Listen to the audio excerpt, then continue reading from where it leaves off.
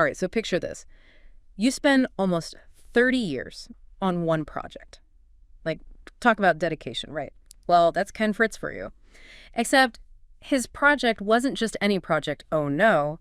This was about creating the absolute best stereo system the world has ever heard.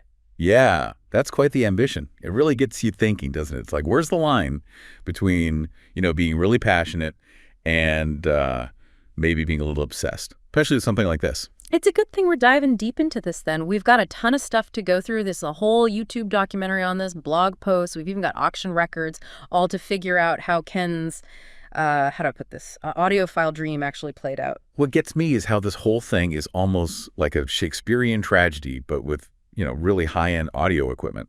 This guy, Ken, he spent 27 years, and we're talking about over $1 million, supposedly, to build this ultimate sound system. It's crazy, right? And it's not like a fairy tale ending either. But okay, let's start at the beginning. Or at least where everything kind of kicks off. Close your eyes for a sec. You walk into a room, but it's not like any room you've ever seen. It's huge, like bigger than some people's apartments, with these thick, I'm talking 12-inch thick cinder block walls.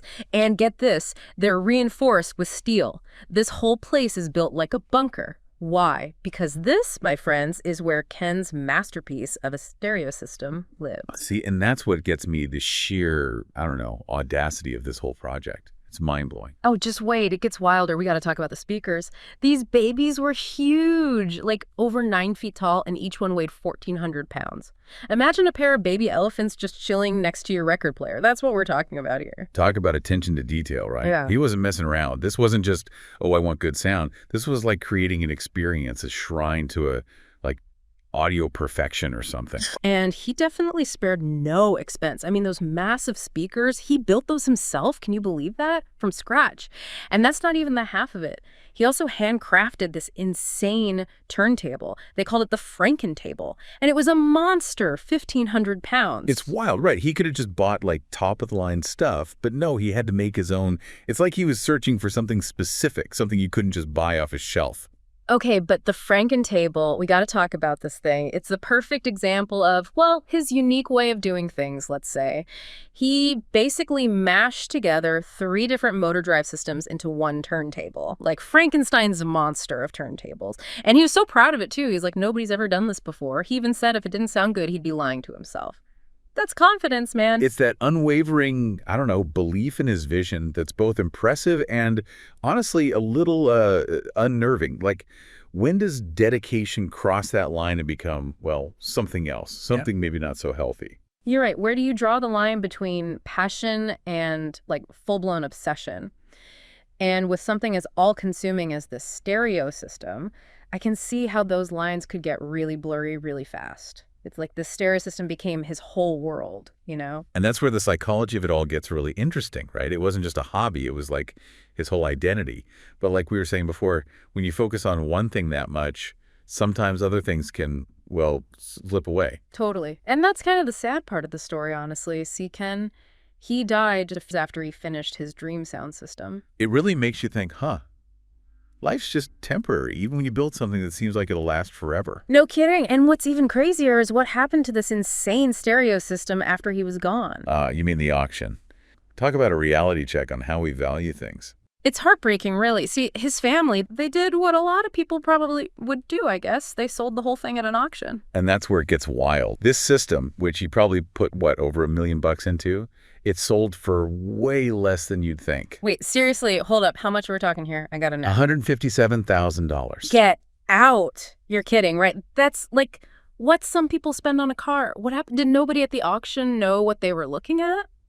It's not as simple as that. Oh. I mean, Ken might have thought he built the best stereo system in the world, but that's his opinion, right? Not everyone needs or even wants a system that intense. Let's be real. The kind of people who could even afford that and have the space for it, that's a very, very small group. So it's like they say, one person's treasure and all that. Exactly. This crazy, one-of-a-kind system practically given away. And it makes you think about how we decide what something's worth, especially when it's custom made. Like that. Okay, so break this down for me and for everyone listening, because I know I'm not the only one wondering this. Why would something so carefully built, something that seems so valuable, end up selling for so little? Well, for one, think about the practicality. Who has room for a sound system that needs its own concrete bunker? Literally. You're not just going to stick this in your living room. Yeah, good luck explaining that to the neighbors. Sorry about the noise, just testing out my $1 million sound system. Right, exactly. And even if you do have the space, there's the upkeep. It's a huge investment, not just the money, but your time, your energy. And that's got to be going through those buyers' minds at the auction. So wait a minute. Are you saying that this whole quest to build the best sound system, that's what actually made it less valuable in the end? In a way, yeah. It's kind of ironic. By making something so unique, so specific to his own vision, he made it harder to sell. Man, that's kind of sad when you think about it. This guy pours his heart into this project, and in the end, it's like nobody else gets it. It really makes you think about what we leave behind and if it'll even matter to anyone else. Heavy stuff, right? Yeah. It's like, what's the point of chasing after something so hard if it just, like, disappears when you're gone? Or worse, if nobody else even understands it. Maybe it's a lesson for all of us, you know? Maybe it's not always about the best, the biggest, the most expensive. Maybe it's about enjoying the ride while you're on it. Maybe it's about sharing what you love with the people you care about. Now you're talking. Hmm. Finding that balance, that's the real challenge, isn't it? How do we make space for our passions, but not let them take over our whole lives? It's like we think if we just get that one thing, you know, the best of the best, like the best car, the best house, the best sound system in this case, then we'll finally be happy. It's tempting to think that way, isn't it? We're surrounded by messages telling us to want more, to upgrade, to chase after whatever's shiny and new. But Ken's story is like a reality check. Maybe true happiness isn't about finally reaching the end of that chase. Yeah, it's about the journey, right? What they say.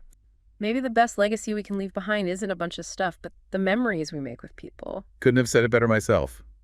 Maybe that's what we should be aiming for, more than any best in the world title. Well, on that note, I think we've reached the end of our dive into Ken Fritz's story. It's a pretty amazing story, really, but also kind of sad when you think about it. It reminds us that maybe true happiness comes from sharing our passions and finding joy in the journey, not just chasing some idea of the best. Thanks for listening, everybody.